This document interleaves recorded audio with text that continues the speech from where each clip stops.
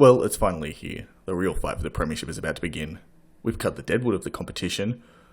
Oh, you mother... Now where was I? Oh right, as I speak, the Roosters and Souths are doing battle, but I won't give any spoilers. Even as a neutral, I'm pretty pumped to be watching such high quality teams go at it. It's a weekend of the best 8 teams throwing themselves at each other in do or die football.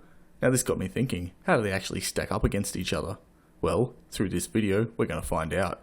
What I've done is calculate each team's win percentage against the other top 8 teams this year and rank them 1 to 8 accordingly to see just how this new comp stacks up. First up in 8th spot, we have the Sharks, with a lowly 3 wins from their 11 games against the top 8 this year, and just scraping into the finals after the final round win over the Tigers.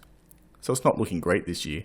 The upside is the fact that 2 of their wins were against top 4 teams, the Storm and Souths, so it's very possible they ambush this final series if they hit a patch of form. Next up in 7th, we have the Broncos with 5 wins from their 12 top 8 games. Now something to consider is they have the same 41% win rate as the Raiders, but like the ladder considers your point differential for teams tied, I gave the Raiders the highest spot due to the achievement of beating the Storm. The Broncos' year hasn't been great, especially having to shift their spine around due to frequent injuries, though they did beat the Roosters in round 10, and when their forward pack gets going, it's like watching the Hulk. Smash.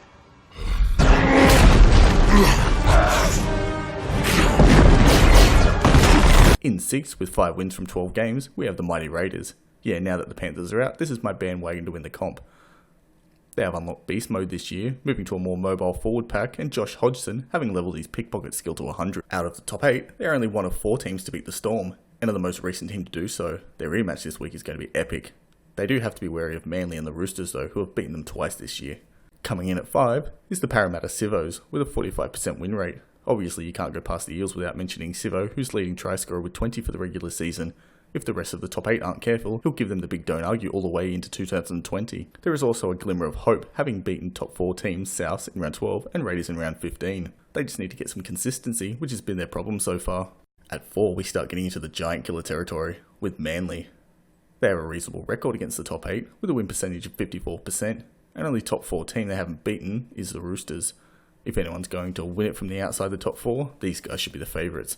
The only issue they have is one of the best players in the comp, Tommy Turbo, is out, although they don't lose much potency having future immortal Brad Parker playing at centre.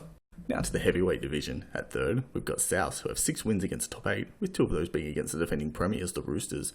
They play quick football through the middle of the field on the back of Cameron Murray and Damien Cook, which makes them difficult at the best of times, and watching them play week to week is something very special. Second place goes to the defending premiers, the Roosters, with 7 wins against the top 8, with a roster of stars like premiership winning halfback Mitch Orbison and his supporting cast featuring the likes of Latrell Mitchell. It's no wonder these guys are making it look easy. I honestly wouldn't be surprised if they go back to back. Alright, hold on to your pacemakers because first place will both shock and amaze you.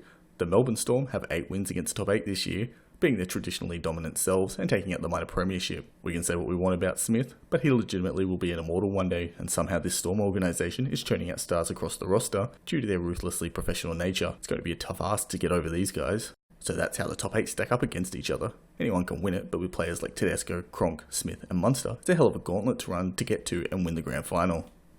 Yea, though I walk through the valley of evil, I shall fear no death.